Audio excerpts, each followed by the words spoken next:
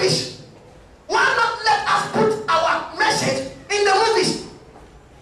So they will not come and tell you that this message is a propagation of the demonic agendas. But it is just movies. Yet behind the movies, people are kissing. Behind the movies, people are fornicating. Behind the movies, people are stripping themselves naked. And you think that you are just watching the movie. But the movie is adulterating you and giving you a different culture, which is called the sex culture. Whereby sex will be desacralized. It will be desacralized. In other words, there is nothing, respectable about sex. Listen, those of you who do sociology, when you study about all the societies in the world, virtually all of them have a certain sacred attitude towards sex. But before we can let them engage in sex, so much so that it will become a fashion, then let us first sell that message of sex to them. How will they buy it? Except through the movies. So when you see a Ghanaian film and somebody is stripping himself naked in it, he's not just letting you be entertained, but there is a subliminal message behind it. That is why today you don't see anything wrong with what you wear. Because after all, even the sister who was in the movie and was a Christian, he was wearing the same thing. My God. Listen to me. Whenever you're watching a movie, sometimes there's something called pathos. I do literature. When you grow something like an affection for a character in the movie, sometimes those who play the good role that will love them, sometimes they can go through some misfortune, and then a gentleman will come and help that particular lady, and then the lady will one of the times be sleeping with a guy, and we even see it as a help, because the way that lady's mother is treating her, or stepmother is treating her, you always wish that even in the movie the guy will always come and pick the lady and even escape with her. So they are telling you a message. After all, you have sex with her, there is nothing wrong with it. So they are reorienting your mind. They are changing your mind. You never insulted people, but look at now, you insult people and you don't feel guilty anymore. Where did you get that spirit from? You can sleep 13 hours and you are still asleep. Where did you get that spirit from? You lie as a hobby.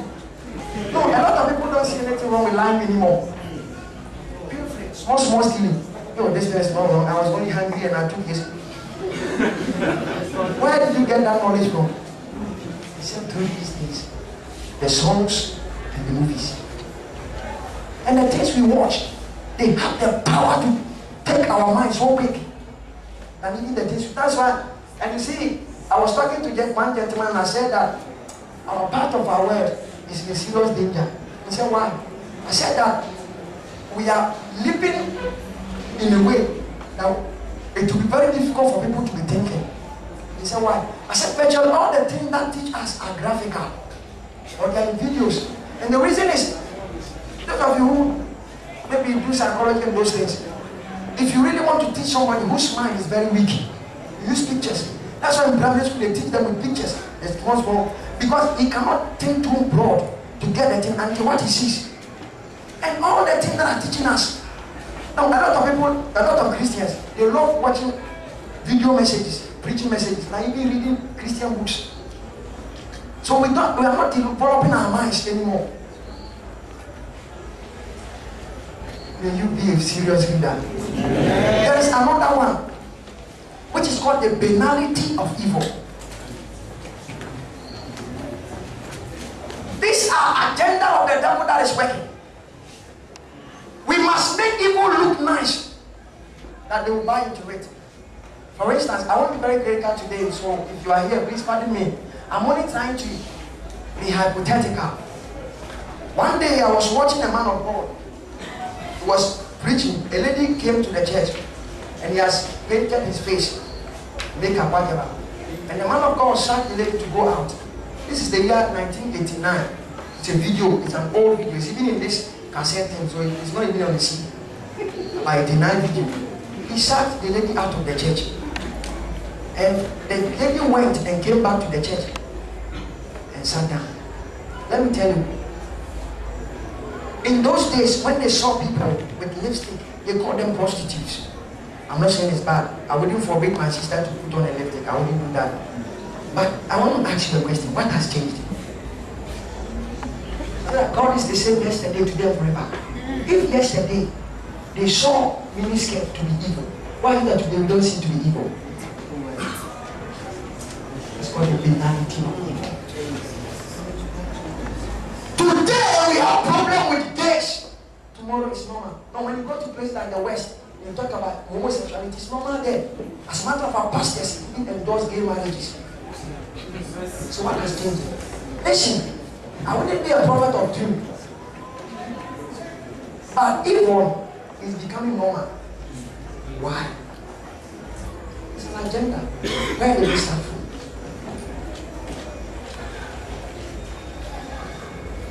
If something is wrong yesterday, why is it right today? When the standards have not changed. Yesterday it was wrong to wear a miniskirt. Now the one who brought miniskirt, she's called her opponent. And when she wore her first miniskirt, people even came with cameras to just capture it. And they were just following her. Running up, hey, what is this? What is she mad? What is this? When they staged the first beauty pageant in California, US, there was a demonstration. That is a deprivation of womanhood. Why are they trying to insult women? Now, you cannot even imagine it that people are having beauty contests and you say it's wrong. What has happened? It was wrong yesterday, but now it is not. Why? It's called the banality of evil. Evil is becoming normal with us. So tomorrow, sex before marriage will not be wrong. Even today, people say that the person says you marry you, it's not wrong. The banality of evil. Let us understand the way the devil is working.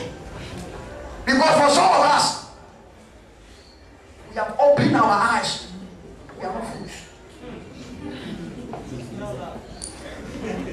When I've written something, I said Western, especially Western mindsets, are captivated by trans-channeling, Eastern mystical meditations, and divinations, when craftily presented in scientific and psychological phraseologies or terminologies. These techniques have infiltrated certain businesses and employee training seminars. Many companies now use transcendental meditation as a technique to release stress. I'll talk about some companies before. Is it even good? They consider those things before you even come for a job. When you go to the list, anything that is psychological and nice to the mind is right. The West. So you say that God is there. What makes you think that He's there? One man is an atheist. Those of you who do philosophy, I think you might meet him, but I've forgotten his name. He said he was asked that when you appear before God and He asked, "Why don't you believe in me?" You said that God, the people you sent, do not convince me. You give me enough evidence.